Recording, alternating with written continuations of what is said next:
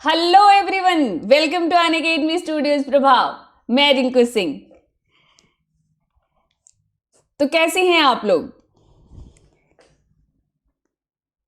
Good evening all of you.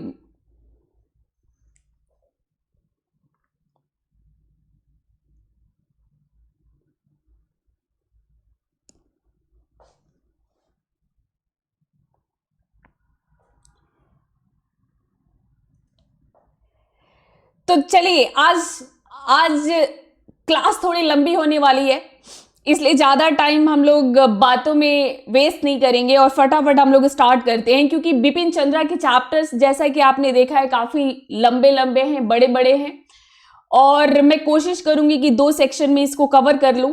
तो उसके लिए हमें जल्दी स्टार्ट करना होगा। तो फटाफट आप देखते जाइए। ललित सर यही हैं, कल से कोई पूछ रहा है मुझे। ललित सर की शायद आज सुबह क्लास थी भी, शायद आपने नहीं मिस कर दी होगी। आज सुबह एक ललित सर की क्लास थी। ललित सर की क्लास प्लस पे भी लॉन्च हो चुकी है और प्लस पे ललित सर पॉलिटी पढ़ाने वाले हैं। और आप सब लोग जिनको जिनको पढ़ना है, इन सारे टीचर्स से आप लोग प्लस ज्वाइन करिए। देखिए स्पेशल क्लासेज है इन टीचर्स की, एडुकेटर्स की।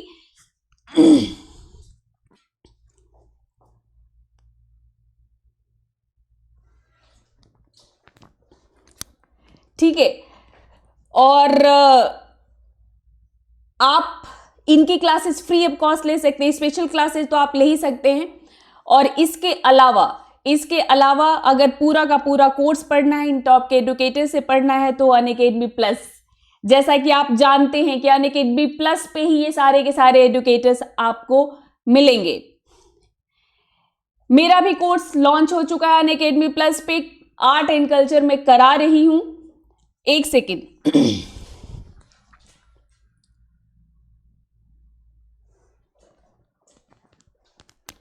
ठीक है, तो आर्ट एंड कल्चर में करा रही हूं और 7-8 तो नहीं पर 5-6 जो है लेसन्स हो चुके हैं और जो आप लोगों के लिए काफ़ी इंपॉर्टेंट है।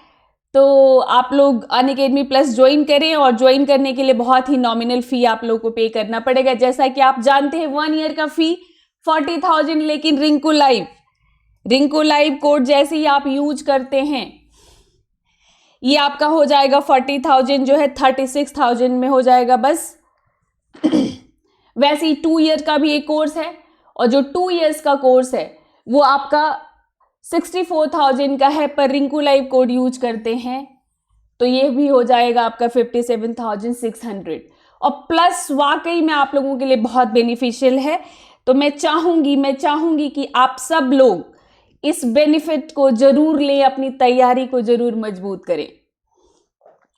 Let's crack it.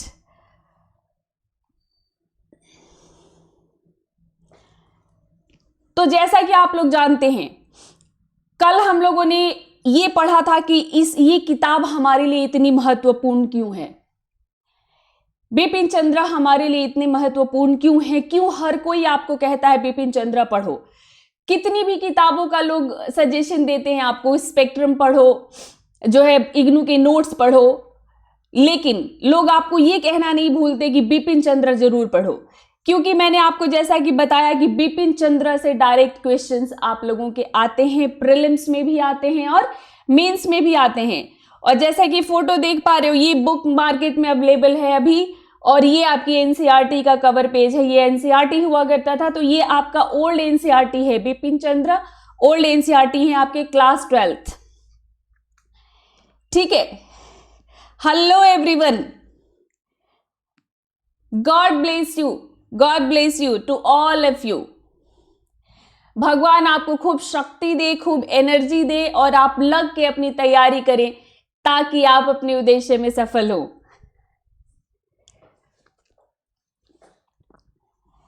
तो देखो, मैंने जैसा कि बताया था आपको कि 1857 के बाद से मैं कराऊंगी आप लोगों का जो आपका राष्ट्रीय आंदोलन है।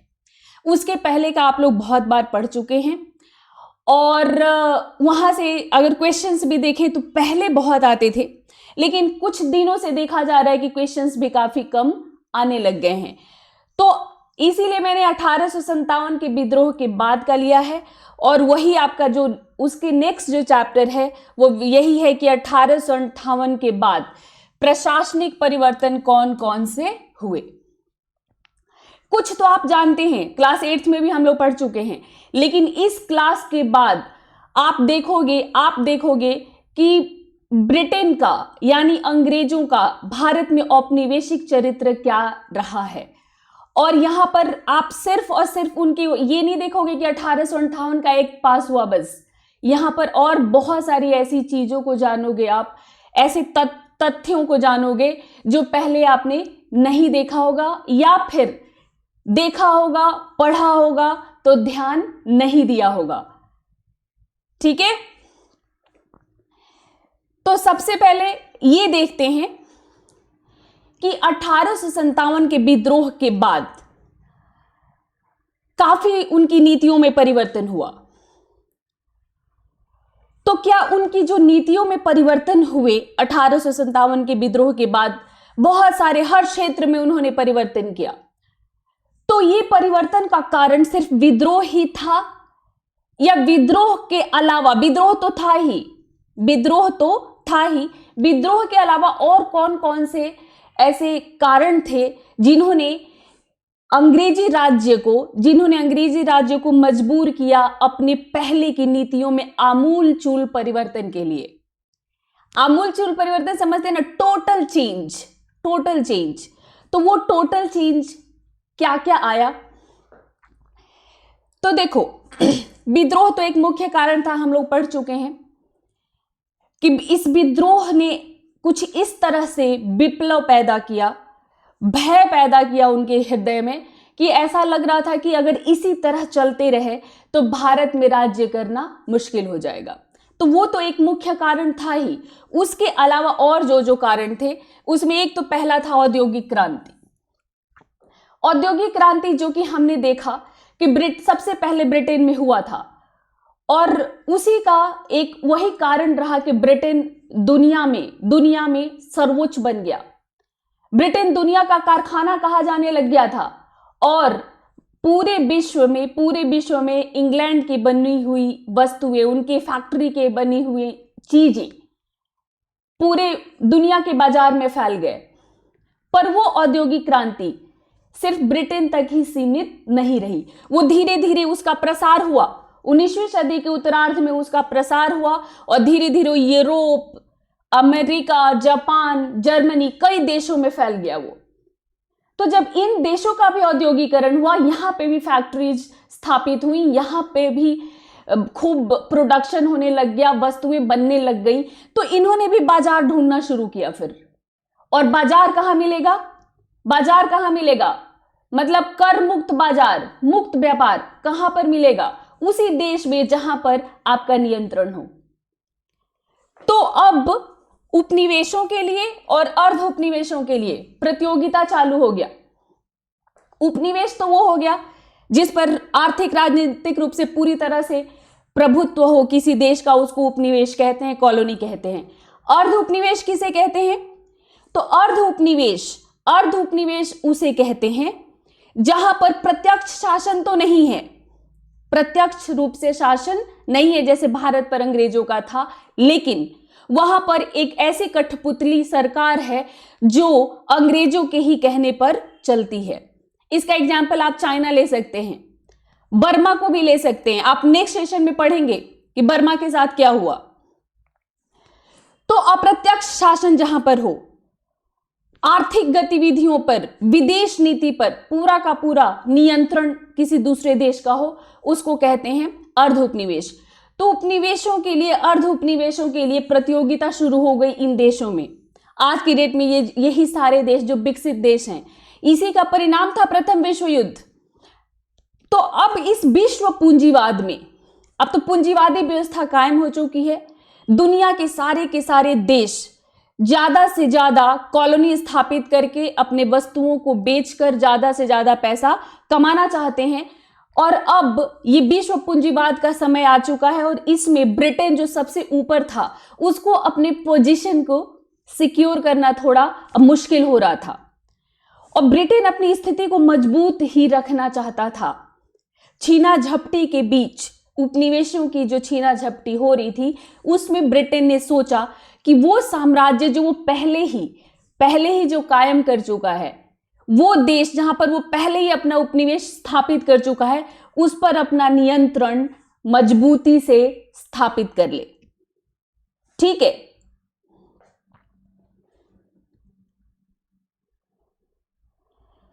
तो समझ आ रहा है आप लोगों को?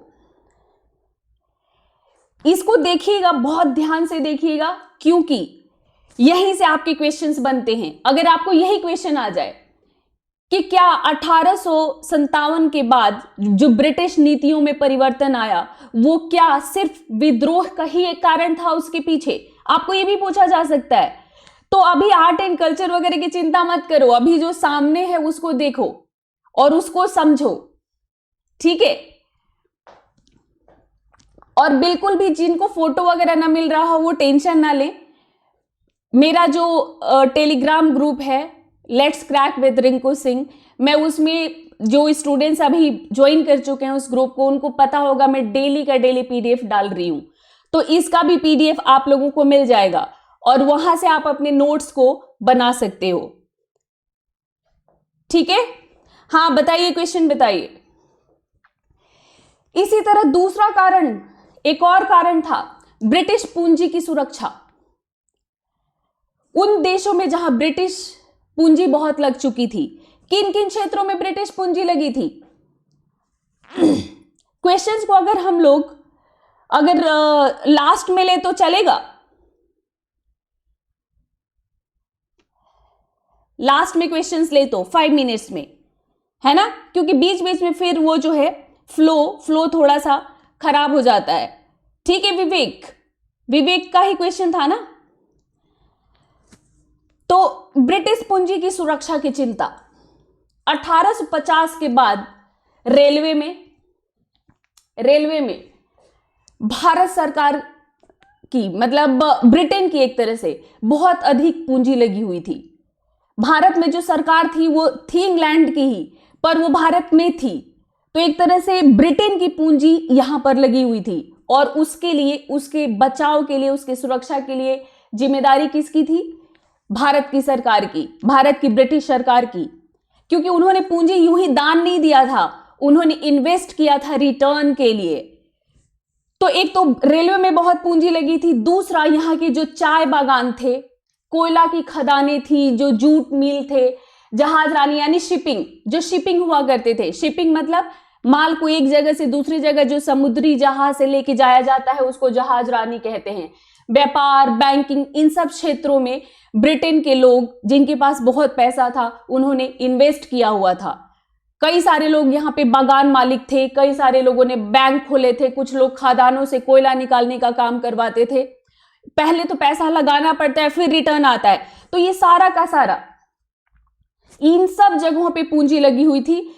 और अगर राजनीतिक खतरा उत्पन्न होता, यानी अगर यहां से उनका शासन खत्म हो जाता, तो ये जो पूंजी उन्होंने लगा रखी है इन सब कार्यों में, तो क्या वो पूंजी निकल पाता? फिर वो पूंजी नहीं निकल पाता। यहां की सरकार कोई और होता, या तो भारतीय होते, और या फिर उस समय जो होड़ चल रहा था तो रसिया हो सकता था। तो एक ये भी कारण था कि यहां पर जो है कंट्रोल को और मजबूत किया गया। ठीक है, तो अब देखते हैं क्या क्या चेंजेस हुए। अभी मैंने आपको बताया कि विद्रोह के अलावा और कौन कौन से कारण थे, अब देखते हैं कि चेंजेस क्या क्या हुए। तो ये तो आप जानते हो, ये तो आपने पहले भी सुन रखा है कि ब्रिटेन में एक इंडिया हाउस बना, बोलचाल में उसको इंडिया हाउस कहते थे, इंडिया हाउस।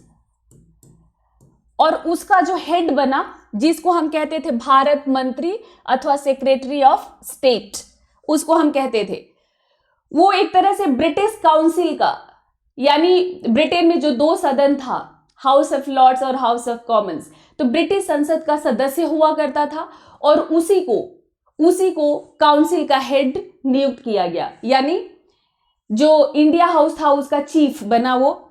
और उसका काम क्या था? उसका काम था भारत के लिए नीतियों का निर्धारण।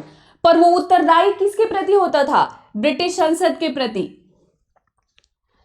उसके सहयोग के लिए एक काउंसिल भी नियुक्त की गई थी, जिसमें कुछ सदस्य होते थे जो उसकी मदद करते थे, और ये पूरा का पूरा खर्चा भारत से जाता था। खूब मोटी सैलरी पे, लगभग 2.5-3 लाख रुपए उस समय के हिसाब से इनकी सैलरी थी।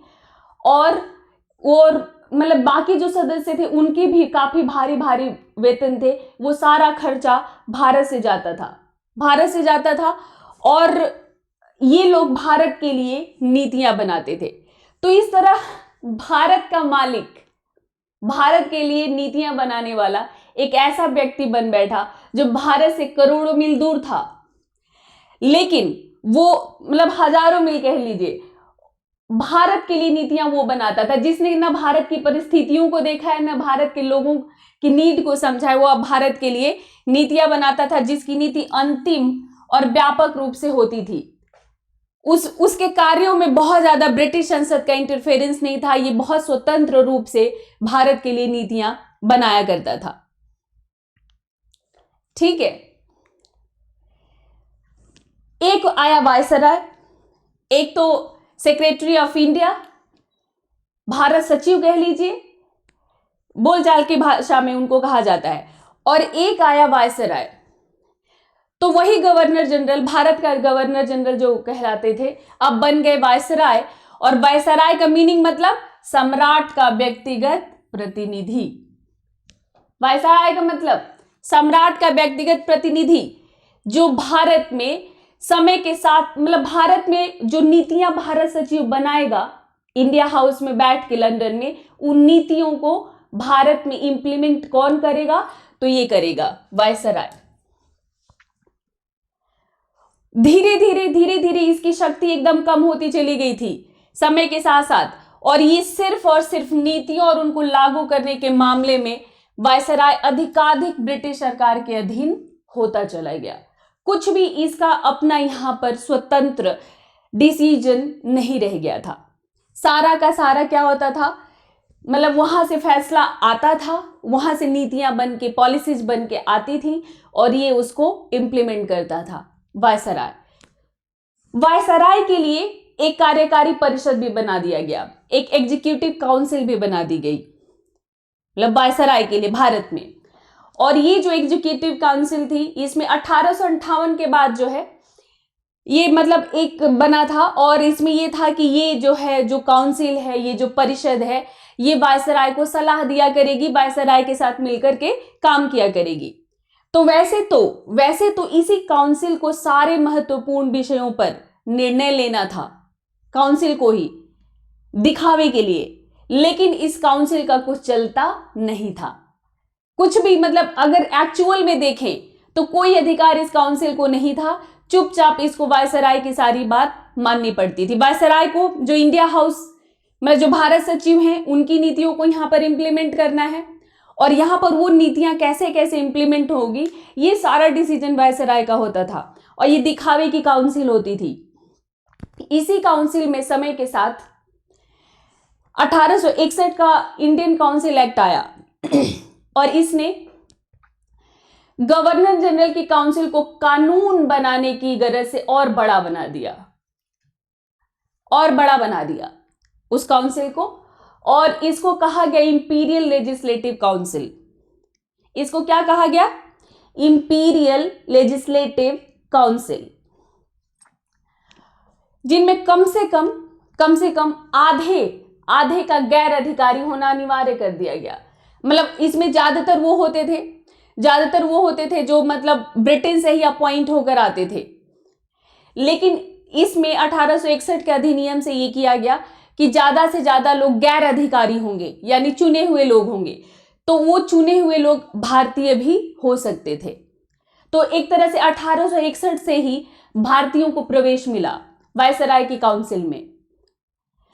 और हालांकि बहुत दिनों तक ये नाम मात्र के भारतीय हुआ करते थे, और ये भी वो भारतीय होते थे जो वायसराय के लल्लो चप्पो करते थे, जिन पे वायसराय खुश होता था। ये वो नहीं होते थे जो भारत की चिंता करते हों, या भारत के मतलब जागरूक लोग हों, भारत के लिए राष्ट्रीय आंदोलन के प्रतिनिधित्व करने वाले लोग हों, वो लोग नहीं होते थे।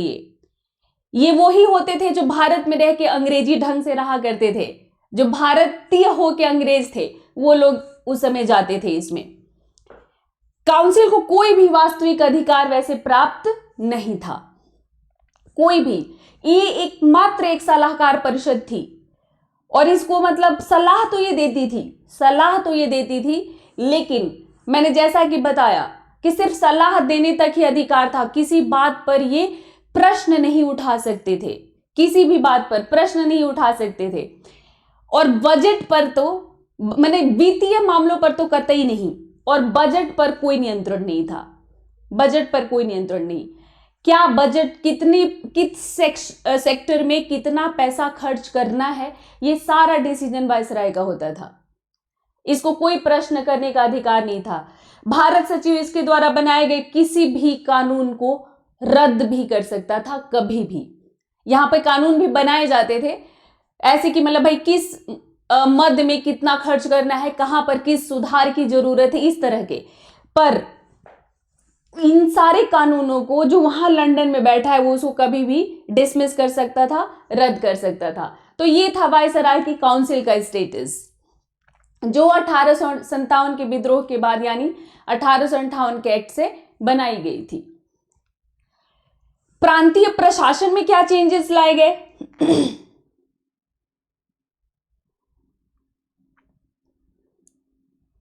प्रांतीय प्रशासन में यहां पर क्या चेंजेस आया?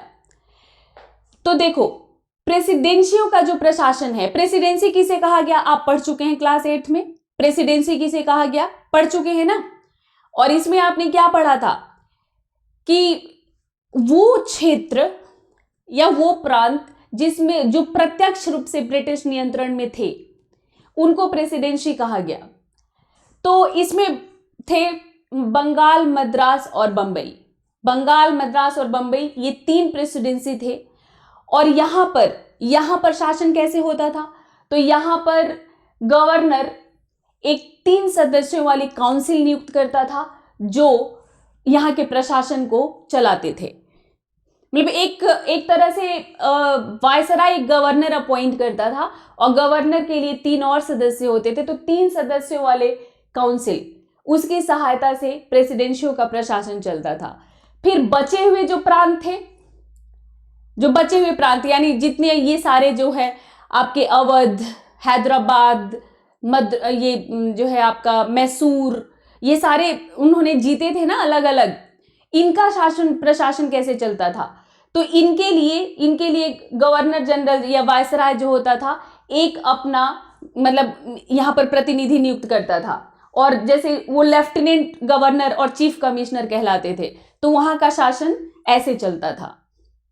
पर जो प्रेसिडेंसी सरकारें थी, वो ज्यादा ताकतवर हुआ करती थी इन प्रांतों के सरकारों से, क्योंकि यही मुख्य गढ़ थे। ब्रिटिश शासन के गढ़ कौन थे? यही लोग थे। ठीक है,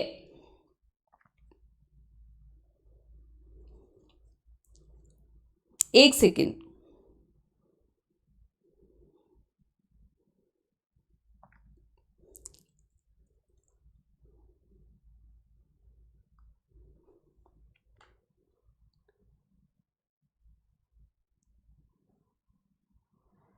ठीक है, तो ये प्रांतीय प्रशासन था। अब प्रांतों पर नियंत्रण, ये प्रांतीय प्रशासन जो थे, इन पे जो ये लोग प्रशासन करते थे, उन पर इन्होंने एक नियंत्रण रखा। तो 1833 के पहले तक प्रांतीय सरकारों को बहुत स्वायत्तता प्राप्त थी। स्वायत्तता मतलब स्वतंत्र नहीं थे, पर अपने शासन में ये बहुत फ्री थे, बहुत स्वायत्तता प्राप्त थी। पर 1833 में एक कानून आया और उनसे कानून बनाने का अधिकार ले लिया गया। अब ये कानून नहीं बना सकते थे। क्या था कि जैसे आज की डेट में आप देखते हो ना, आज की डेट में आप देखते हो कि एक केंद्र है, यानी केंद्र में मोदी जी बैठे हैं, पर राज्य में जो सरकारें हैं वो अपने राज्य की जरूरतों के हिसाब से कानून बनाने के लिए स्वतंत्र हैं। तो ये स्वायत्त हैं, ऑटोनॉमस हैं, ये फ्री नहीं है, इन पे केंद्र का नियंत्रण है।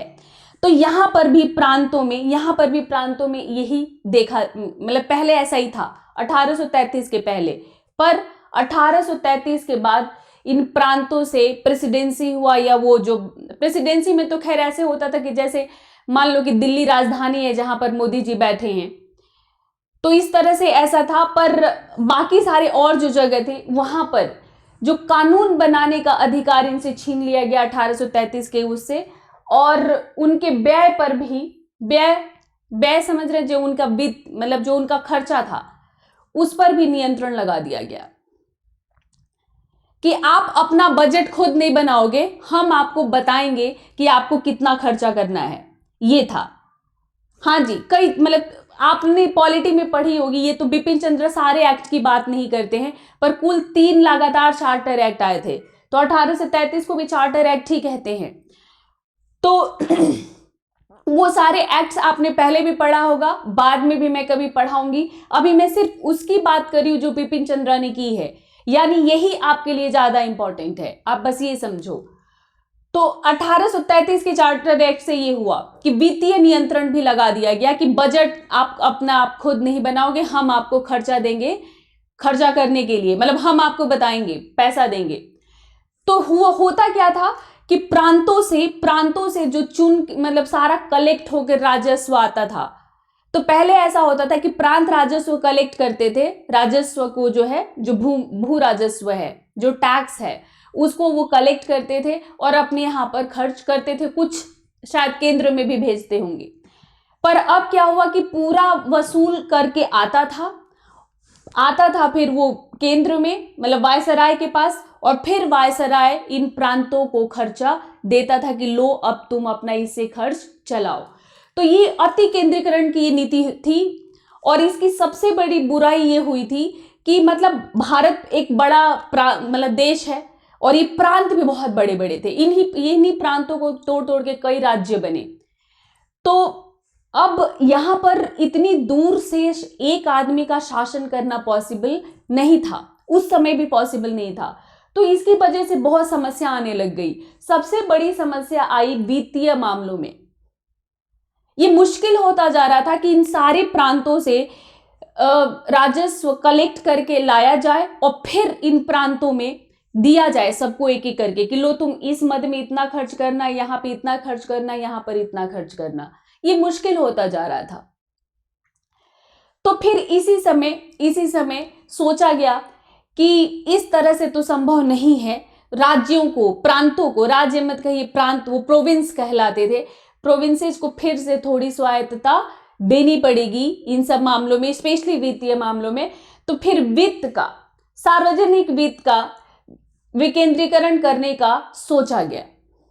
सार्वजनिक वित्त का विकेंद्रीकरण यानी जो वहां पर सार्वजनिक सेवाएं हैं, तो सार्वजनिक सेवाएं में आप समझ गए, लाइट, सड़क, बिजली, मतलब वही बिजली तो मैंने बोली दिया, अस्पताल, ये सब जो थे, सिंचाई वगैरह।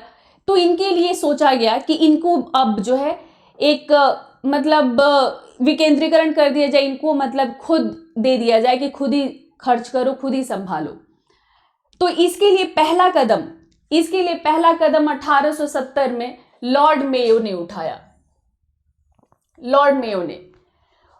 और फिर 1877 में लॉर्ड मेयो की इसी योजना को लॉर्ड लिटन ने फैलाया, और प्रांतीय सरकारों को भू राजस्व वसूलने का, सामान्य प्रशासन चलाने का, कानून बनाने का, न्याय व्यवस्था को कायम रखने का, ये सारी सेवाएं फिर से प्रांतों को सौंप दी गई।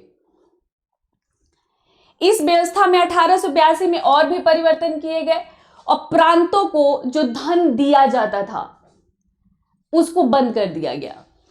मतलब धन देने की प्रणाली जो है, जो केंद्र से मिलता था, उसको समाप्त कर दिया गया, और राजस्व के जो सोर्सेज थे उनको बांट दिया गया कि कौन मतलब प्रांत वसूलेंगे, कौन केंद्र वसूलेगा। जैसे अभी है ना, केंद्र सूची, राज्य सूची, समवर्ती सूची, कुछ कुछ उसी तरह का उस समय राजस्व का भी बंटवारा कर दिया गया। तो सामान्य 3 किया गया और इसमें जो है, और ये था सामान्य, प्रांतीय तथा वे जिनसे प्राप्त आय केंद्र और प्रांतों के बीच बंटनी थी। तो एक तरह से इसी को समवर्ती आज की डेट में हम कहते हैं। तो इस तरह से बांट दिया गया था। सामान्य वो था जो पूरा का पूरा जो है वायसराय के मतलब केंद्रीय नियंत्रण में होता था, प्रांतीय और तीसरा ये। तो सिद्धांत और व्यवहार दोनों में लेकिन केंद्र का ही वर्चस्व बना रहा। ऐसा नहीं है कि ये बांट दिया गया तो मतलब प्रांत अपनी मनमर्जी कर सकते थे, ऐसा नहीं था।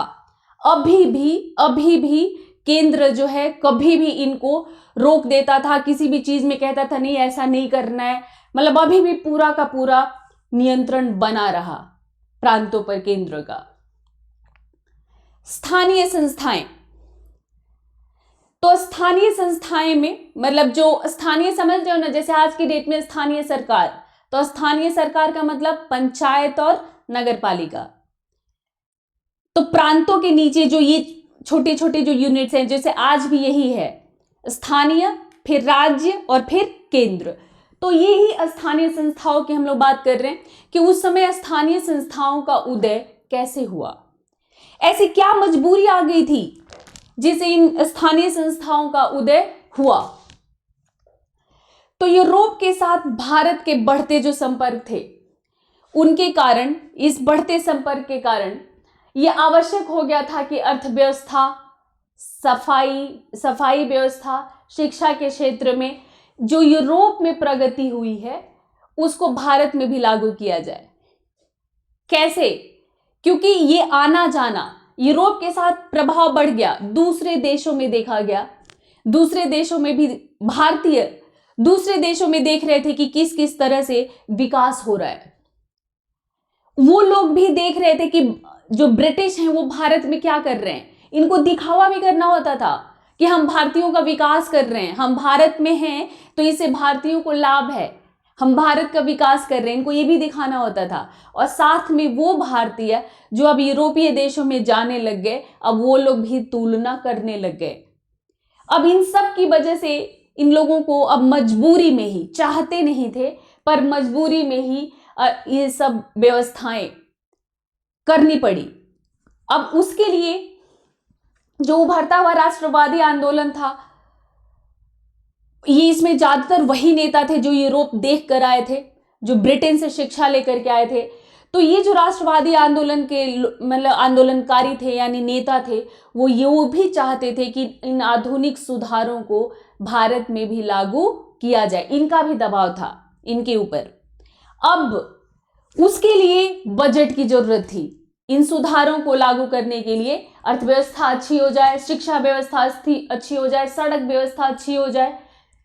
तो अब उसके लिए क्या चाहिए? बजट चाहिए, पैसा चाहिए इन सुधारों के लिए। आज भी हम नाराज होते हैं ना कि हम टैक्स देते हैं, कितना सारा पैसा हमारे, कभी भी पूरी तनख्वाह, आप लोग अपने पिताजी लोगों से पूछना, आपको तो नहीं पता होगा, कभी भी पूरी तनख्वाह हाथ में नहीं आती, टैक्स कट जाता है। अब चाहे उसको जीएसटी बोलो, पहले इनकम टैक्स कहते थे, अब तो मान लो सब हो गया है, तो वो पूरा का पूरा कट जाता है। मतलब काफी कुछ कट जाता है, दर्द होता है। लेकिन सरकार क्यों लेती है? कि वो हमारे लिए इंफ्रास्ट्रक्चर डेवलप करके देगी। तो इंफ्रास्ट्रक्चर में क्या आता है? अच्छी सड़क, अस्पताल की व्यवस्था, शिक्षा की व्यवस्था, रोशनी की व्यवस्था, यही सारी व्यवस्थाएं, इन्हीं व्यवस्थाओं की बात हो रही है। तो अब इसके लिए बजट कहां से आएगा? उस समय अभी इनकम टैक्स चालू नहीं हुआ है। इस पर समस्या ये थी कि सारा का सारा राजस्व जो सरकार वसूलती थी वो सब के सब जो है रेलवे, सेना और रेलवे पर खर्च हो जाता था। कैसे कैसे सेना पर खर्च होता था अभी नेक्स्ट सेशन में देखोगे आप। तो सेना और रेलवे पर पूरा का पूरा राजस्व तो खर्च हो गया। जो किसान थे पहले ही राजस्व से दबे हुए थे, उन पर अस्थायी बंदोबस्त, रैयतवाड़ी, महलवाड़ी बना के पहले ही उनको लगान के बोझ से दबा दिया गया था। तो बजट आए कहां से? किससे वसूले? फिर वो कहां से पैसा लेके आए? भाई वो तो कभी भी इंग्लैंड से पैसा नहीं लेके आएंगे इन सारी व्यवस्थाओं के लिए, यहां से पैसा तो वहां भेजा जा रहा है। दूसरी तरफ जो उच्च वर्ग के लोग थे, खासकर ब्रिटिश नागरिक, जो मतलब यहां पर ब्रिटिश अधिकारी थे, उन पर, जो बागान मालिक थे, जो बड़े बड़े व्यापारी थे, उन पर वो कर लगाना नहीं चाहती थी। इसलिए क्या निर्णय लिया गया? इसीलिए यह निर्णय लिया गया कि शिक्षा, स्वास्थ्य और सफाई और जल आपूर्ति, ये जो विषय हैं, ये स्थानीय संस्थाओं को दे दिया जाए। किसको दे दिया जाए? स्थानीय संस्थाओं को, ताकि वो वहीं पर स्थानीय कर लगाएं। एक किसान वो भी लगान देता था। इसके अलावा भाई अगर आप देखोगे कि आपके शहर में या आपके मोहल्ले में कोई डेवलपमेंट का काम हो रहा है, तो आपको उससे फायदा होगा, तो आप खुशी खुशी थोड़ा सा और बढ़ाकर अपना, नहीं भी है तब भी आप सोचोगे कि चलो कोई बात नहीं भाई, 20 रुपए की बात है मैं दे देता हूं, कम से कम रोशनी तो रहेगी घर में। तो ये अंग्रेज समझते थे इस साइकोलॉजी को, तो उन्होंने यही सोचा कि स्थानीय कर लगाकर इन खर्चों को निकाला जाए। तो इसकी शुरुआत कैसे हुई इसकी शुरुआत? तो सबसे पहले 1864 और फिर 1868 के बीच स्थानीय संस्थाओं की स्थापना हुई। लेकिन इस दिशा में सबसे महत्वपूर्ण, हालांकि अपर्याप्त था, वो पूरी तरह से कंप्लीट नहीं था, लेकिन एक जो सबसे महत्वपूर्ण एक जो कदम उठाया गया वो 1882 में लॉर्ड रिपन के द्वारा उठाया गया, और यहीं से स्थानीय सरकार की स्थापना होती है। तो आपसे पूछा जाता है ना कि भारत में स्थानीय सरकार, स्वायत्त स्थानीय शासन की स्थापना किसने की, किस वायसराय ने की, कब इसकी शुरुआत हुई, स्थानीय संस्थाओं की शुरुआत कब हुई? वन लाइनर क्वेश्चंस यहां से बनते हैं। तो लॉर्ड रिपन ने शुरू किया। कब किया? तो 1882 में शुरू किया। ठीक है, तो इसमें क्या स्थानीय सरकार में प्रोविजन क्या था? तो ये यही था, एक सरकारी प्रस्ताव लाया गया, और इस सरकारी प्रस्ताव में कहा गया कि ग्रामीण और नगरीय स्थानीय संस्थाओं द्वारा, जिनके अधिकांश सदस्य कैसे होंगे? गैर अधिकारी। यानी गैर अधिकारी जब भी शब्द आए तो समझो अंग्रेजों द्वारा नियुक्त व्यक्ति नहीं, मतलब अपॉइंटेड नहीं, ठीक है, ये निर्वाचित होंगे, अपॉइंटेड नहीं होंगे, तो गैर अधिकारी हो और उन्हीं के द्वारा स्थानीय मामलों का प्रबंध हो। पर सरकार ने इन संस्थाओं पर को ऐसे एकदम फ्री नहीं किया, इनके ऊपर भी उसने कड़ा नियंत्रण लगाने और उनको अपने विवेक के अनुसार निलंबित या भंग करने का अधिकार अपने हाथ में रखा। ऐसे कैसे किसी को छोड़ सकते थे? क्रांति की शुरुआत अगर इन गांवों से ही हो जाती, तो अगर छोटे छोटे शहरों से ही हो जाती, तो इनको नियंत्रित करने का, कभी भी भंग करने का, कभी भी इनके पद से पदच्युत करने का अधिकार इन्होंने अपने हाथ में रखा।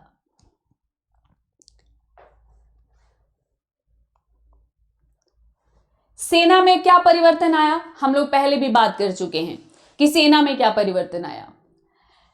तो भारतीयों के मुकाबले यूरोपियों का भाग बढ़ा दिया गया, यानी अब सेना में यूरोपियों का रेशियो ज्यादा था, अब वो भारतीयों पर कम विश्वास करते थे।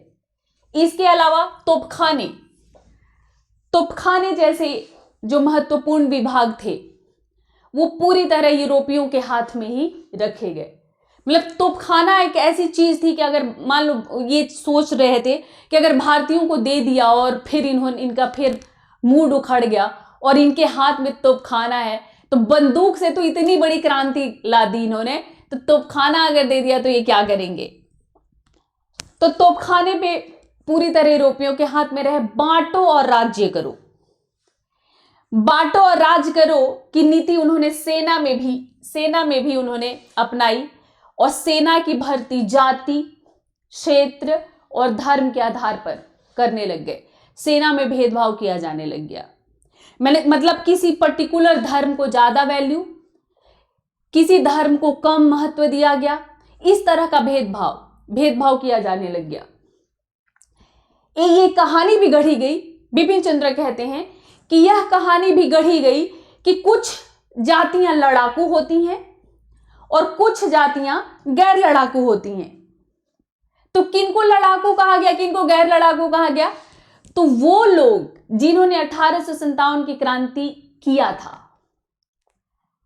भाई इसके पहले मैंने आपको बताया था ना कि 63% लैंड पर, भारत के 63% लैंड पर ये कब्जा कर चुके थे 1857 के पहले।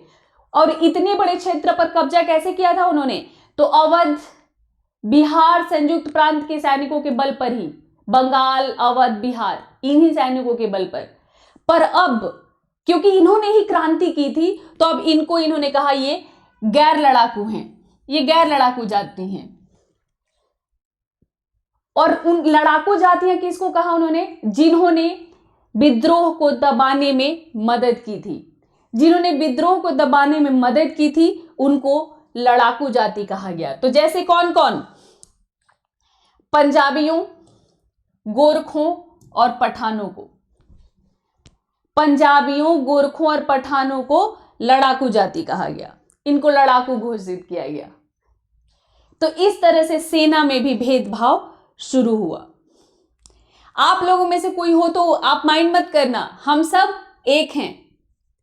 आज की डेट में सेना में धर्म, जाति, लिंग, वंश, स्थान, किसी भी आधार पर भेदभाव नहीं होता।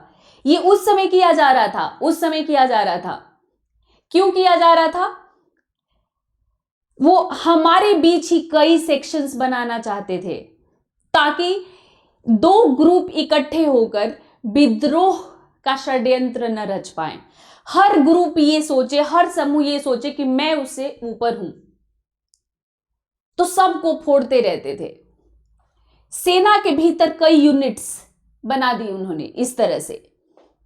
ठीक है, सार्वजनिक सेवाएं, तो सार्वजनिक सेवाओं को करने के लिए सार्वजनिक सेवा में ये आता है ना, बिजली, पानी, इलाज, ये सब। तो ये सब सार्वजनिक सेवाएं कौन करता है? तो प्रशासनिक लोग। अब इन प्रशासनिक लोगों की नियुक्ति कैसे होगी? इन प्रशासनिक लोगों की, तो इसके लिए इंडियन सिविल सर्विस की शुरुआत हो चुकी थी। हालांकि पहले ही हो चुकी थी, पर अब चेंजेस क्या किए उन्होंने वो बात करेंगे। तो इसमें प्रशासन में अधिकार और उत्तरदायित्व के सारे पदों पर इंडियन सिविल सर्विस के सदस्य बैठे होते थे, जो ज्यादातर अंग्रेज होते थे, और उनकी भर्ती लंदन में होने वाली खुली प्रतियोगिता परीक्षा से होती थी। तो ये प्रतियोगिता परीक्षा, जिस पे मैं कभी स्पेशल क्लास लूंगी आप लोगों की, एक कमिटी बनी थी और एक इंडियन सिविल सर्विस कमीशन बनी थी 1854 में। मैक्ल्यू उसके अध्यक्ष थे और 1855 से ये भर्ती परीक्षा शुरू हो गई थी। भारतीयों को इसमें 1860 में अनुमति दी गई थी बैठने के लिए, और 1863 में पहले भारतीय सत्येंद्र नाथ ठाकुर थे जिन्होंने इस परीक्षा को पास किया था। तो बदलाव क्या आया? बदलाव ये आया कि पहले ये परीक्षा लंदन में हुआ करता था। तो एक तो ये मुश्किल ये होता था कि जिसको ये परीक्षा पास करनी है वो लंदन जाके पास करेगा। तो आप ही सोचो आज की डेट में आपके लिए कितना मुश्किल है, उस समय कितना मुश्किल होगा। तो पहले फिर भी ऐसा था कि जो आयु थी वो 23 वर्ष थी। तो एक 23 वर्ष का जो भारतीय होता था, कई बार वो प्लान कर लेता था कि वो लंदन में जाकर इस परीक्षा को पास करेगा, जो कि पूरी तरह अंग्रेजी माध्यम से हुआ करती थी। पर 1878 में घटाकर इसे 19 वर्ष कर दिया गया। सोचो, 1878 में इस परीक्षा का उम्र घटाकर कितना कर दिया गया? 19 वर्ष। अब सोचो कि 23 वर्ष के भारतीय के लिए तो ये सिविल सर्विस परीक्षा कठिन थी, सफल होना कठिन था, पर फिर भी वो एक बार सोच पाते थे। लेकिन अब तो एक 19 वर्ष के भारतीय के लिए यह असंभव ही था। यह असंभव था कि इतनी मुश्किल परीक्षा की तैयारी वो 19 वर्ष में कर ले, और वो भी लंदन में जाके इस परीक्षा को दे। तो ये चेंज इसमें किया गया, आईसीएस में, सिविल सर्विसेज में। और जो प्रशासन के दूसरे विभाग थे, जैसे पुलिस, सार्वजनिक निर्माण, चिकित्सा, डाक, तार, जंगल, इंजीनियरिंग, कस्टम, बाद में रेलवे, इन सारे विभागों में जो अधिक वेतन वाले पद थे वो ब्रिटिश नागरिकों के लिए सुरक्षित रखे जाते थे। इस पे ब्रिटिश नागरिक ही बैठाए जाते थे। 1918 में भारतीयों के दबाव में इसका भारतीयकरण किया गया। आपको पता है 1919 के अधिनियम में ये आया था कि अब इसकी परीक्षा भारत में होगी, जो कि 1923 से शुरू हो गई थी, 22-23 से। पर फिर भी बड़े बड़े जो पद थे, अभी भी उस पर नियंत्रण और अधिकार किनका रहा? अंग्रेजों का ही। ठीक है। रजवाड़ों एवं जमींदारों के साथ इनका क्या संबंध रहा?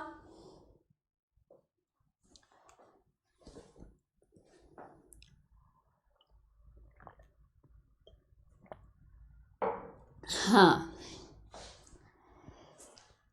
तो रजवाड़ों एवं जमींदारों के साथ 1857 में क्रांति के समय अनेक भारतीय शासक अंग्रेजों के वफादार ही नहीं रहे थे, बल्कि विद्रोह को दबाने में मदद भी की थी। और जब हम लोगों ने विद्रोह की असफलता का कारण पढ़ा था, तो हमने ये भी पढ़ा था कि बहुत सारे भारतीयों ने ही मदद की थी अंग्रेजों को इस विद्रोह को दबाने में। तो जिन्होंने मदद की थी उनको वायसराय कैनिंग ने कहा कि इन शासकों ने तूफान में तरंग रोधकों का काम किया। तूफान में इन्होंने किसका काम किया? तरंग रोधकों का, यानी सेफ्टी वॉल्व का काम किया इन लोगों ने। तूफान में हमें बचा के लेके आई, ये एक तरह से प्रोटेक्शन का काम किया। तो उनकी वफादारी का इनाम क्या दिया इन्होंने?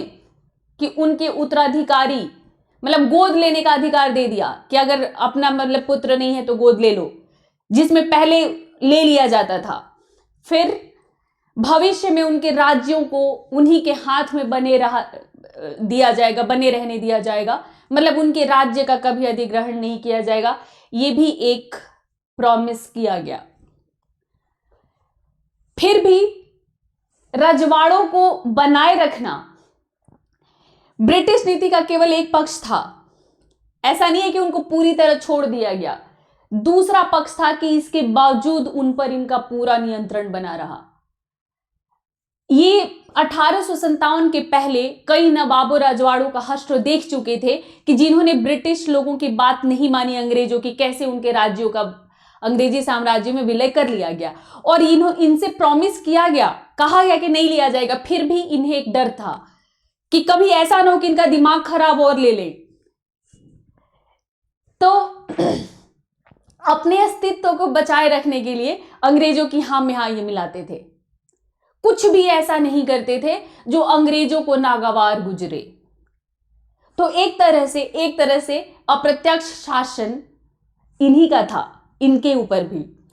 कर्जन ने यह बात स्पष्ट भी कर दी थी कि जो राजा और महाराजा हैं वो अपने राज्यों का शासन केवल ब्रिटिश सम्राट के एजेंटों के रूप में करेंगे, ब्रिटिश सम्राट के एजेंटों के रूप में। और वो जो इसी में जमींदार भी शामिल थे, जो अपने पर्टिकुलर एक स्थानीय क्षेत्र के स्वामी होते थे। जमींदारों को किसानों के खिलाफ जमीन पर उनके अधिकारों को सुरक्षा दे दी गई कि हाँ, इन किसानों के मालिक तुम ही हो और जमकर शोषण करो इनका, हमारी तरफ से जो है पूरा सहयोग रहेगा तुमको। तो उन जमींदारों को जिन्होंने विद्रोह को दबाने में उनकी मदद की थी, वो नए नए जमींदार जो बने थे, पता है ना, स्थायी बंदोबस्त में जमींदार जो नहीं चुका पाते थे कर को, उनकी जमींदारी नीलाम कर दी जाती थी। और खरीदता कौन था? वो नए नए सुदखोर महाजन, जिनके पास नया नया पैसा आया होता था शोषण करके, फिर वो नए जमींदार कहलाए। और उन्होंने ही विद्रोह को दबाने में मदद की थी, क्योंकि अंग्रेजी सरकार के बने रहने में फायदा किसका था? इन्हीं का था। बांटो और राज्य करो, ये नीति बड़ी कारगर थी। उनको बहुत, मतलब आप ये समझ लो कि भारतीयों के लूप होल को वो पकड़ चुके थे, समझ चुके थे भारतीयों के लूप होल को। इसके पहले भी 1857 के पहले भी उन्होंने उतना बड़ा साम्राज्य किस बल पर खड़ा किया? बांटो और राज्य करो। कैसे? सहायक संधि में क्या था कि वो दो पड़ोसी राज्य लड़ रहे हैं, तो एक को पकड़ के वो कहते थे कि तुम हमारी सेना ले लो, तुम हमारी सेना ले लो, फिर वो तुमसे डर के रहेगा। तो इस तरह से उन्होंने इतना बड़ा साम्राज्य, एक तरह से भारत में साम्राज्य ही उन्होंने इसी आधार पर खड़ा किया था। 1857 के बाद उन्होंने क्या किया?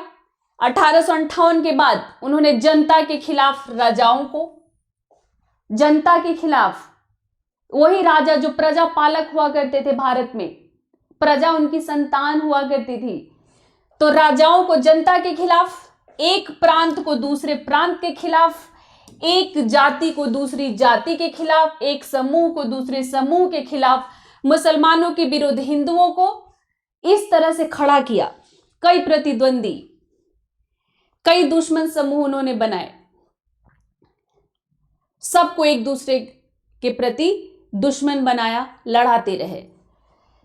1833 के बाद जो है, पहले एक और जो बांटो राज्य करो का देखो, शिक्षा के साथ क्या किया उन्होंने कि 1833 के बाद भारत सरकार ने आधुनिक शिक्षा को जमकर प्रोत्साहित किया था।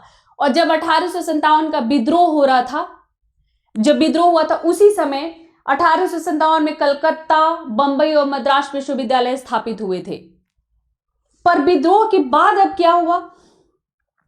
जो वो शिक्षित भारतीय जिन्होंने विद्रोह में भाग लेने से मना कर दिया था, जिन्होंने विद्रोह में भाग लेने से मना कर दिया, उस पर तो वे काफी प्रसन्न हुए, उनकी प्रशंसा की जाती थी। पर वो भारतीय जो आधुनिक शिक्षा प्राप्त कर चुके थे और जो राष्ट्रीयता की बात करते थे, सुधार की बात करते थे, प्रगति की बात करते थे, वो खिलाफ हो गए, उनके ये खिलाफ हो गए। और फिर उनके लिए भी फिर वो ऐसी नीतियां बनाने लग गए जिससे वो उनको दबाया जा सके। सामाजिक सेवाओं में भी बहुत पिछड़ेपन था। सामाजिक सेवाओं में कितना पिछड़ेपन था तो देखो, भारत सरकार अपना सारा आमदनी सेना, युद्ध, प्रशासकीय सेवाओं पर खर्च कर देती थी। तो उसमें उदाहरण दिया है बिपिन चंद्र ने कि 1886 में भारत सरकार ने कुल 47 करोड़ रुपयों का राजस्व वसूला। उसमें 19.41 मतलब 19.41 करोड़ रुपया सेना पर, 17 करोड़ प्रशासन पर खर्च किए। पर सार्वजनिक सेवाओं में शिक्षा और चिकित्सा और जन स्वास्थ्य पर कितने खर्च किए? तो सिर्फ 2 करोड़ रुपए। और सिंचाई पर, जहां से इतना बड़ा राजस्व उनका आया है 47 करोड़ रुपया, सिंचाई पर वो सिर्फ 65 लाख खर्च किए उन्होंने। तो ये था सार्वजनिक सेवाओं का हाल, कितना ध्यान वो देते थे। श्रम संबंधी कुछ कानून देख लीजिए। आपको पता है कि अंग्रेजी राज्य के तहत, अंग्रेजी शासन के तहत बहुत सारे उद्योगों की स्थापना हुई।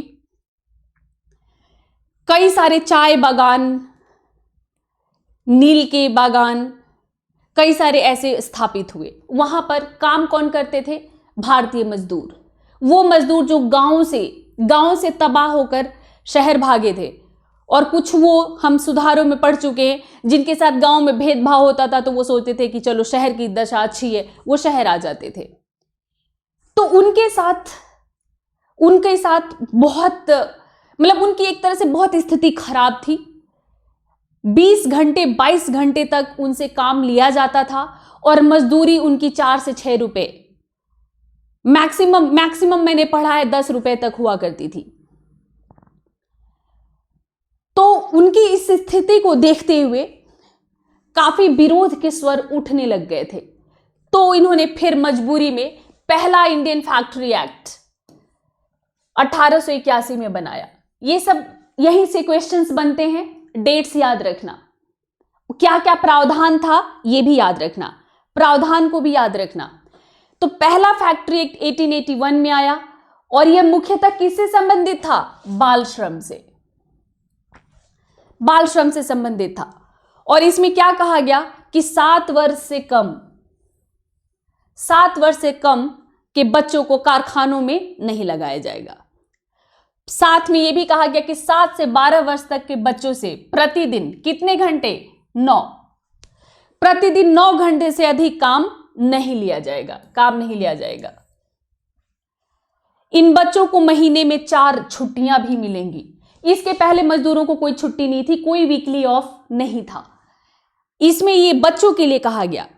इस कानून में खतरनाक मशीनों को बच्चों से अलग थलग रखने की भी व्यवस्था की गई थी।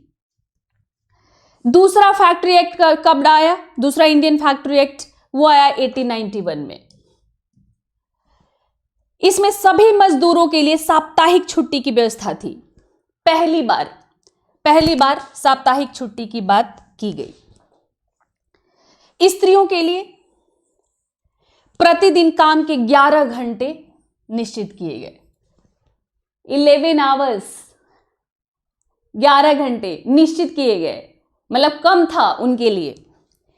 बच्चों के लिए काम का समय 7 घंटे घटाकर 9 घंटे से, वहां जहां 9 घंटे था पहले एक्ट में, अब 7 घंटे कर दिया गया। पर ये क्या सब पे लागू हुआ? ये जो फैक्ट्री एक्ट आया, क्या ये सब पे लागू हुआ? सब पे लागू नहीं हुआ। पुरुषों के लिए काम के घंटे की अभी भी कोई सीमा नहीं थी। ये स्त्रियों और बच्चों के लिए किया गया। पुरुषों के लिए अभी भी काम के घंटे की कोई निश्चित सीमा नहीं थी। और चाय और कॉफी के जिन बागानों के मालिक अंग्रेज थे, ज्यादातर चाय और कॉफी के बागान कहां थे? चाय के बागान ज्यादातर असम में, ज्यादातर थे असम में। असम की आबादी कम थी। बिपिन चंद्र कहते हैं कि असम की आबादी क्योंकि कम थी तो मजदूरों को बाहर से लाया जाता था, बाहर से। और उन मजदूरों को क्या कह के लाया जाता था? सेवा शर्तों को बता के कि चलो तुमको 22 घंटे काम करना है और हम तुमको 4 या 6 रुपए देंगे। उनको बहला फुसला के लाया जाता था। एजेंट होते थे, जैसे आज भी ह्यूमन ट्रैफिकिंग होता है, मानव तस्करी, वैसे ही बहला फुसला के उनको गांव से लाया जाता था और इन कॉफी और चाय के बागानों में ढकेल दिया जाता था और इनसे दिन रात काम लिया जाता था। और ये कुछ कर भी नहीं पाते थे। इनको कई बार ये भी नहीं पता होता था कि हम अपने गांव कैसे जा पाएंगे। इनको सजा देने तक का अधिकार बागान मालिकों को होता था, सजा भी दे सकते थे वो इनको। तो इनके ऊपर वो दोनों फैक्ट्री एक्ट्स को लागू नहीं किया गया। कोई कानून इनके ऊपर नहीं लागू किया गया कि तुमको इतने ही घंटे काम कराना है, बच्चों से नहीं कराना, स्त्रियों को 11 घंटे ही काम कराना है। इनके ऊपर लागू नहीं हुआ। देखो औपनिवेशिक चरित्र को जब फील करोगे और यही क्वेश्चन आ जाएगा तो कितने फीलिंग के साथ आप लिखोगे और एग्जामिनर कितना खुश हो जाएगा अगर फील करोगे तो। जैसे मुझे अभी फील हो रहा है ये चीज कि कितनी अमानुषिक व्यवस्था थी और ये पूंजीवादी लोग, कहीं से भी इनके भीतर ह्यूमैनिटी नाम की, मानवता नाम की कोई चीज नहीं थी। और कितना सोच समझ के ये नीतियों को बनाते थे, कितना सोच समझ के इन नीतियों को ये इम्प्लीमेंट करते थे। तो इनके ऊपर वो एक्ट लागू नहीं हुआ, वो अंग्रेज मालिकों के ऊपर। और भारत सरकार ने ऊपर से इन चाय बागान मालिकों की पूरी सहायता की और उनकी सहायता के लिए 1863, 1865, 70, 73 और 82 में दंड कानून बनाए कि अगर ये नहीं बात मानते हैं मजदूर तुम्हारी तो तुम ये दंड इनको दे सकते हो। प्रेस पर भी प्रतिबंध लगाया गया और प्रेस पर 1835 में चार्ल्स मेटकॉफ ने भारतीय प्रेस को प्रतिबंधों से मुक्त कर दिया था। भाई भारत में प्रिंटिंग प्रेस पुर्तगीज लेके आए, लेकिन अखबार, सबसे पहला अखबार एक अंग्रेज ने ही निकाला था। नाम आपको पता होगा, हिक्की, और बंगाल गजट नाम था उस अखबार का। फिर इन्होंने भारतीयों को प्रोत्साहित भी किया था अखबार निकालने के लिए। लेकिन जब भारतीय पढ़ लिख गए और इन अखबारों के माध्यम से जनता को जागरूक करने लग गए, जैसे मैं आपको बता रही हूं कि क्या था ब्रिटिश चरित्र भारत में, ये जब वो जनता को बताने लग गए, राष्ट्रवादी धीरे धीरे प्रेस का इस्तेमाल करके राष्ट्रवादी चेतना जगाने लग गए, तो फिर सरकार इनकी नीतियों की कड़ी आलोचना करने लग गई और इससे वो भारतीय प्रेस के विरुद्ध हो गए और 1878 में वर्नाक्यूलर प्रेस एक्ट लागू कर दिया गया। वर्नाक्यूलर किसे कहा जाता था? तो अंग्रेजी छोड़कर जितनी स्थानीय भारतीय भाषाएं थीं उनको वर्नाक्यूलर कहा गया। तो अंग्रेजी में छोड़कर बाकी जितनी भाषाओं में अखबार निकलते थे उनको अंग्रेजी सरकार से पहले अपने अखबार को दिखाना पड़ता था एक अंग्रेज ऑफिसर से, एक तरह से सेंसर की तरह। उसमें कोई भी आपत्तिजनक बात लिखी होती थी तो उसको मतलब खारिज कर दिया जाता था कि काटो फिर छापोगे। उसी को कहा गया वर्नाक्यूलर प्रेस एक्ट। फिर भी अगर कोई नहीं मानता था तो उनके प्रेस को जब्त कर लिया जाता था। तो शुरू में तो ये वर्नाक्यूलर प्रेस एक्ट अंग्रेजी छोड़ के बाकी भाषाओं पर किया गया, जैसा आप कह रहे हैं, पर बाद में भारतीय तो शुरू से ही जुगाड़ू हैं। जुगाड़ पद्धति में हम शुरू से मास्टर।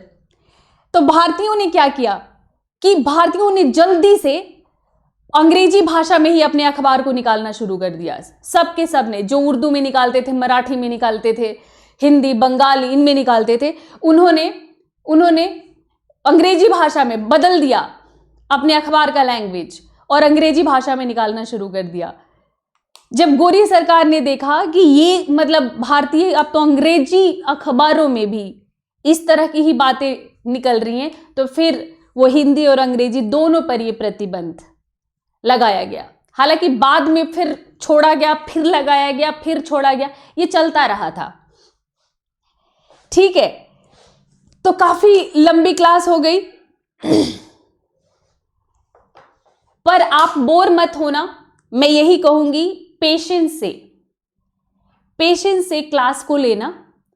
आप कितने लकी हो कि बिपिन चंद्रा आपको पढ़ाया जा रहा है, खुद नहीं पढ़ना पड़ रहा है, आपको उसमें से मेन पॉइंट्स को निकालकर आपको बताया जा रहा है। तो उसके लिए आपकी धैर्य और पेशेंस की जरूरत है और ये आपके बहुत काम आएगा। यहां से अपने अप्रोच को विकसित करो। आज आपने कितना कुछ सीखा।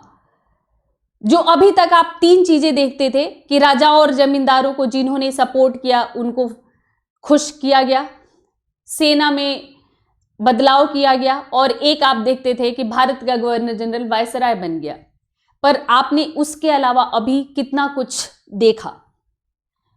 नेक्स्ट सेशन में इसी चैप्टर से 1858 के बाद भारत मतलब प्रशासनिक नीति में आप देखोगे कि अपने अंतर्राष्ट्रीय सीमाओं को सुरक्षित करने के लिए ब्रिटिश, बर्मा, नेपाल और अफगानिस्तान, इनके साथ वो क्या करते हैं। इन तीनों देशों के साथ उनकी क्या नीतियां रहीं, इसके बारे में बातचीत करेंगे। फिर ये चैप्टर आपका खत्म हो जाएगा। तो नेक्स्ट सेशन भी आप जरूर लेना और मैं कोशिश करूंगी कि नेक्स्ट सेशन में मैं आप लोगों के लिए 5-7 मिनट मैनेज कर सकूं आपके क्वेश्चंस के लिए। पीडीएफ आज नहीं तो कल, मतलब आज ही मैं डाल दूंगी। जैसे आज सुबह डाल दिया था कल का, वैसे ही या तो आज शाम तक या सुबह तक मैं डाल दूंगी ग्रुप पे। तो ग्रुप याद है ना, let's learn with Rinku Singh. ठीक है, तो चलिए फिर 5 बजे मिलते हैं। काफी लंबा था और बहुत स्पीड में मैंने कवर किया, तो मुझे भी थोड़ी थकान लग रही है, तो मैं पानी वानी पीऊं। ठीक है, तो चलिए फिर, बाय बाय।